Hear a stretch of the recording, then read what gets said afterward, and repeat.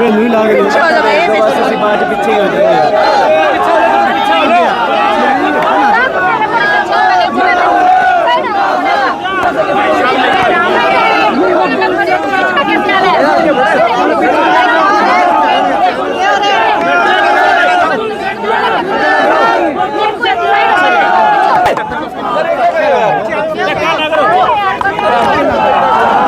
आराम से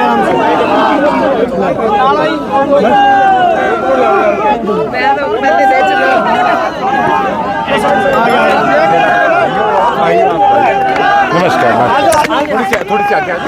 माहौल आपके सामने जी, बड़ा उत्साह है।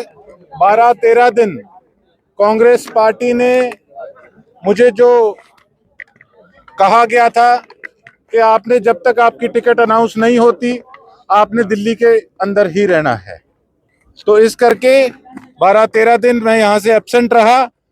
और लेकिन आपने देखा कि किस प्रकार से ये पूरे परिवार ने मेरा चुनाव उठाने का काम किया।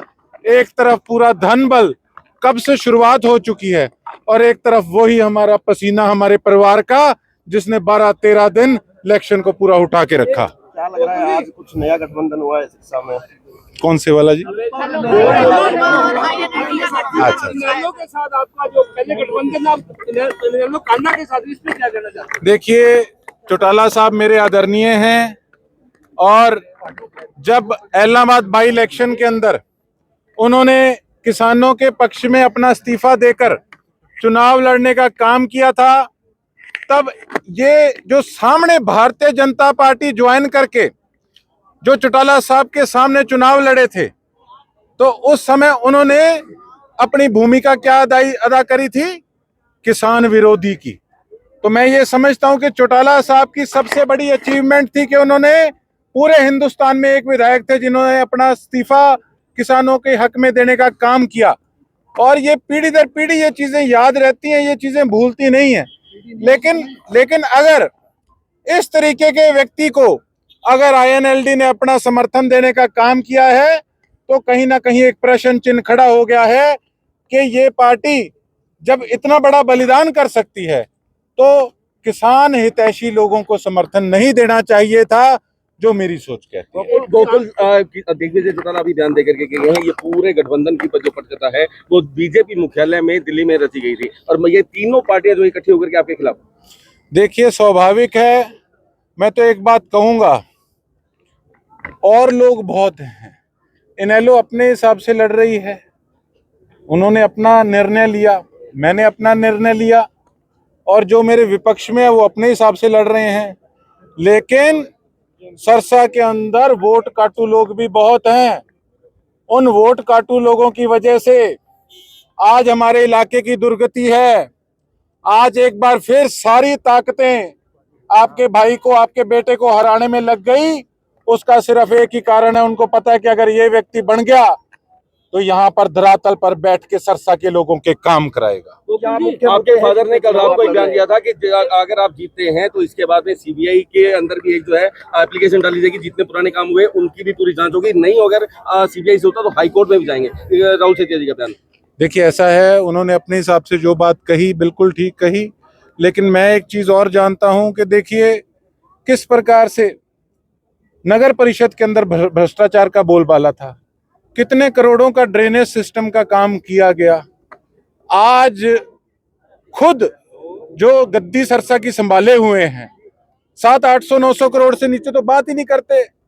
और इतनी दुर्गति, अगर इतना पैसा लगा होता सिरसा विधानसभा के अंदर तो आज शहर की, हमारे गांवों की तस्वीर बदली होती। तो ये लोगों का जो पैसा था वो कहाँ गया, बिल्कुल इसकी जांच होनी चाहिए। तो आपने सफाई अभियान शुरू किया था, उसका बड़ा जबरदस्त असर देखा जा रहा है।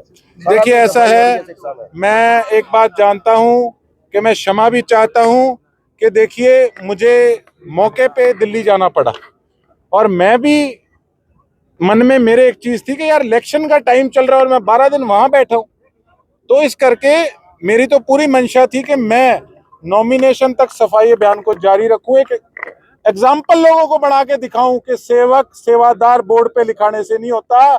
अगर हम वाकई में सेवादार हैं तो हमें अपने इलाके के, अपने घर के काम करने में कोई शर्म नहीं होनी इलेक्शन में चाहिए। धनबल का यूज होने का आपने ने अपनी जेब से 5 रुपए नहीं दिए लोगों की सेवा के लिए। ऐसा है, मैं आज अंदर था, मैंने पैरी हाथ लगाए उनके, उन्होंने कहा शाबाश। अब यार इसमें सॉरी, अरबपति आदमी का, राजा महाराजाओं का मुझे आशीर्वाद मिल गया, मैं इलेक्शन थोड़ी हारूंगा। इस इलेक्शन में कांग्रेस की वो आपके साथ दिखाई, राशन मेहता ने थोड़ी बगावत भी दिखाई है।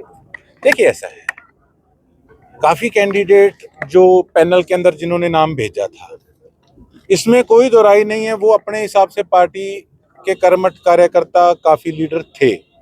मेरी नई नई एंट्री हुई है, मुझे ऑफर आया कि आप आइए, और सबको बच्चे को पता है सरकार कांग्रेस की बन रही है, तो विपक्ष में बैठ के भी मैं क्या करता, मुझे कोई एमएलए केवल बन के शौक तो नहीं पूरा करना था। अब ये जो जनता इतने साल से मेरे साथ चल रही है, अगर इनके लिए मैं कुछ कर ही ना पाऊं तो फिर मेरे बनने का फायदा क्या। लेकिन भीतर तो का देखो, खतरा रहेगा। जो पुराने बैठे हैं उनको इस चीज से कहीं ना कहीं तो ठेस पहुंचती है, ये स्वाभाविक है। लेकिन मैं एक बात जानता हूं कि मैं अपनी तरफ से प्रयास करूंगा कि सबको साथ लेके चले, और जिसका जिस हिसाब का उनका औहदा है, जो उनका सिस्टम है, वो उस हिसाब से पार्टी उनको आगे रखे, और उनका अपना सिस्टम में रखना उनको चाहिए। भीतरघात का खतरा जो है सबसे बड़ा हो सकता है आपके सामने। देखिए ये तो स्वाभाविक बातें हैं, मैं और लीडरों की तरह नहीं कहता नहीं सारा मामला ठीक है, बहुत कुछ होता है, सारा कुछ होगा भी। यहाँ धनबल का भी प्रयोग करेंगे पूरा यूज, क्योंकि ऐसी चर्चाएं जो हैं यहाँ तैर रही हैं हवा के अंदर कि गोकुल के नंबर अच्छे हैं लेकिन धनबल का यूज करते हुए दूसरी पार्टी आगे। अगर धनबल यूज ना करें तो मेरे हिसाब से 300 से ऊपर नॉमिनेशन में आदमी नहीं आई उनके साथ, और बिलो 10,000 रह जाएंगे। लेकिन ये मैं कोई बात घमंड में नहीं कह रहा, चाट ऐसी डाल दी, एरिया को नाश करके रख दिया। कहीं भी जाते हैं, मैं टिकट के चक्कर में 12 दिन बेशक दिल्ली बैठा था, हाईकमान ने रोका हुआ था, जो और इलाके के कैंडिडेट थे वो मेरे से चर्चा कर रहे थे, कहते आप कहाँ से भाई साहब, मैं कहा मैं सरसा से। जो जानते थे वो कहते भाई साहब आपके तो पैसा ही बहुत चलता है। ये छवि बना के रख दी हमारे इलाके के इन लोगों ने। गोकुल जी, आप सैलजा गुट में हो या हुड्डा गुट में? मैं तो पंजे के गुट में हूँ जी, सारा के सके हूँ मैं। हाँ, मेरी ना को बिको तो मैं न्यो आया हूँ, 4 दिन हुए अभी।